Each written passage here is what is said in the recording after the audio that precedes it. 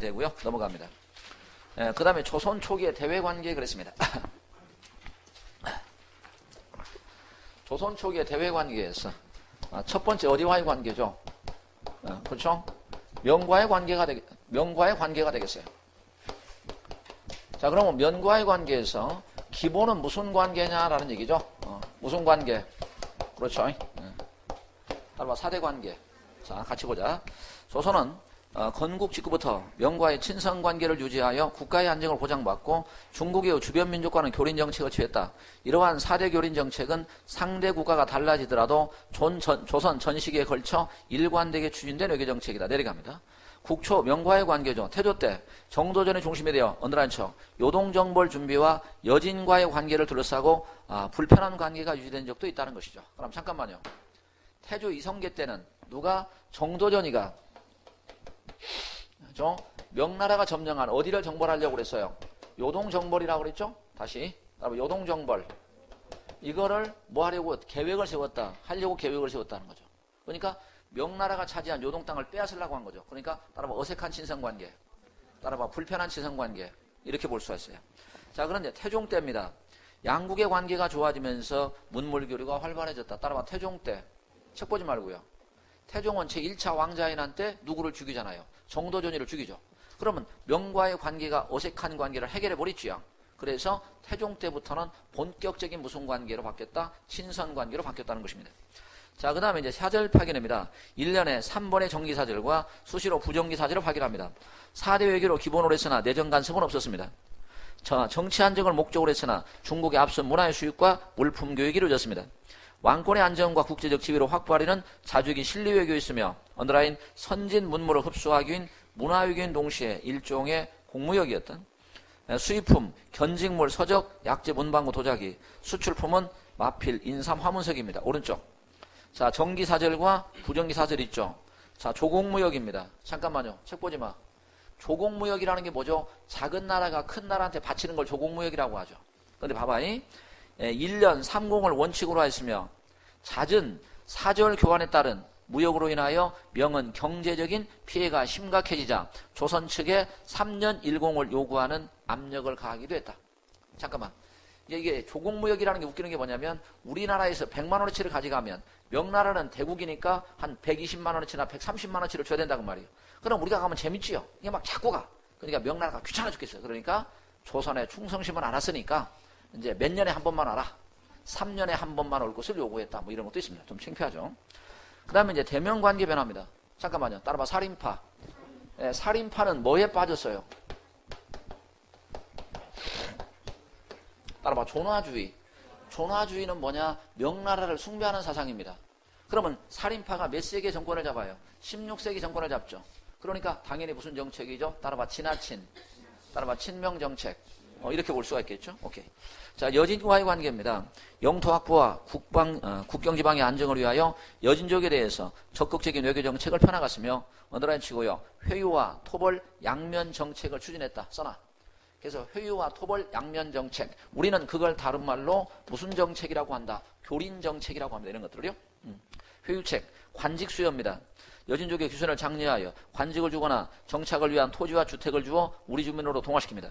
사절 왕래시 북평관을 두어 따라봐. 북평관 가로 열고 써나 서울에 북평관이라는 건 여관입니다. 여진족 사신이 잠자는 여관을 북평관이라고 그래요. 따라봐. 북평관을 두어 그거 뭐냐면 조공무역을 허락했다 이렇게 볼 수 있습니다. 국경무역 지워버려. 국경무역 X 뭐를 허락했다? 조공무역을 허락했다 이렇게 보시면 되겠죠. 그 다음에 국경지방인 경원과 경성에 무역소를 두고 국경무역을 허락했습니다. 그 다음에 진보 설치죠. 국경지방에 진보를 설치하고 각국으로 전략촌으로 바꾸어 방비를 강화합니다. 대규모 원정문을 파견하여 여진족의 본거지를 토벌하려 합니다. 넘어가죠. 압록강 방면에 최윤덕 장군과 이천 장군을 보내서 사군을 개척합니다. 함경도 방면에 김종서 장군을 보내서 육진을 개척합니다. 이로써 압록강과 두만강을 연결하는 국경선을 확정합니다. 성종태, 신숙, 준필상 등이 압록강과 두만강 이북에 여진족을 토벌합니다. 자, 그러면서 나온 게 이제 뭐라고 나왔냐면 정확한 설명은 이거거든요.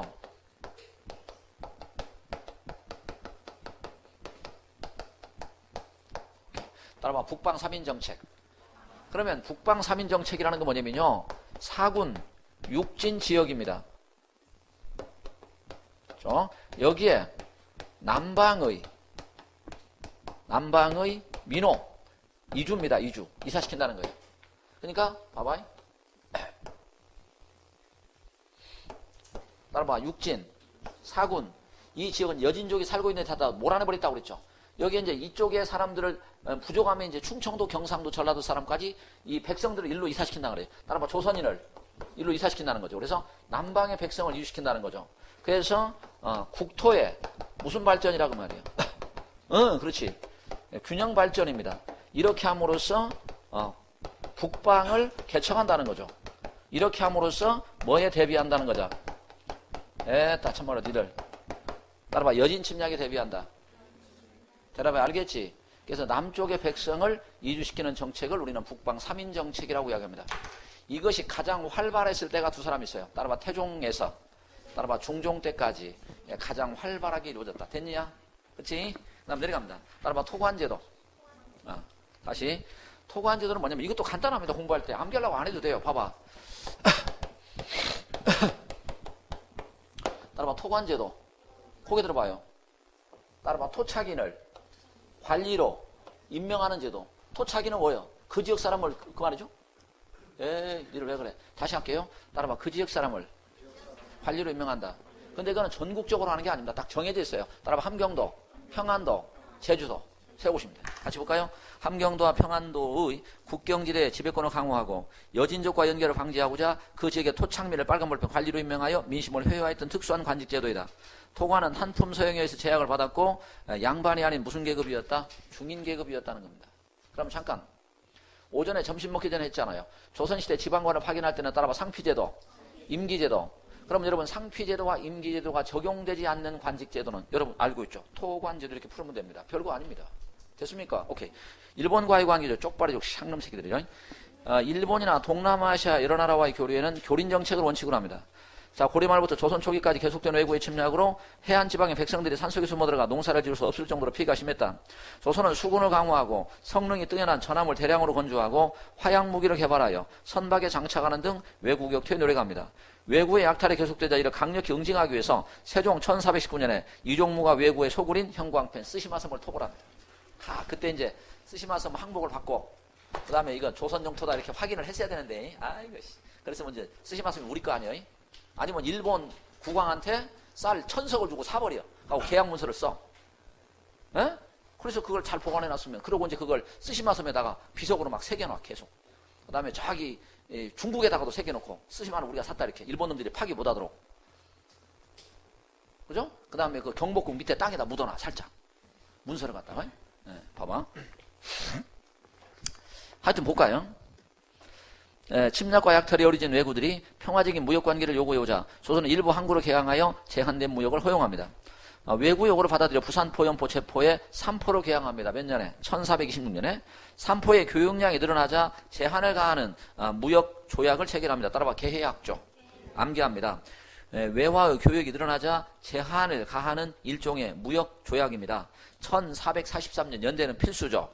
대마도주와 신숙주 사이에 체결합니다. 무역의 쿼터량을 규제합니다. 따라봐. 세견선. 잠깐만요. 세견선은 일본 놈들이 우리나라에 보낼 수 있는 배의 숫자입니다. 이거는 몇 척입니까? 50척. 세사미들은요. 거기 들어봐. 세사미들은 우리가 일본에 수출할 수 있는 쌀의 양입니다. 몇 석? 200석. 딱 정해져 있다는 거야. 알겠죠? 해동제국기는 신숙주가 일본에 갔다 온 기행문입니다. 넘어가죠.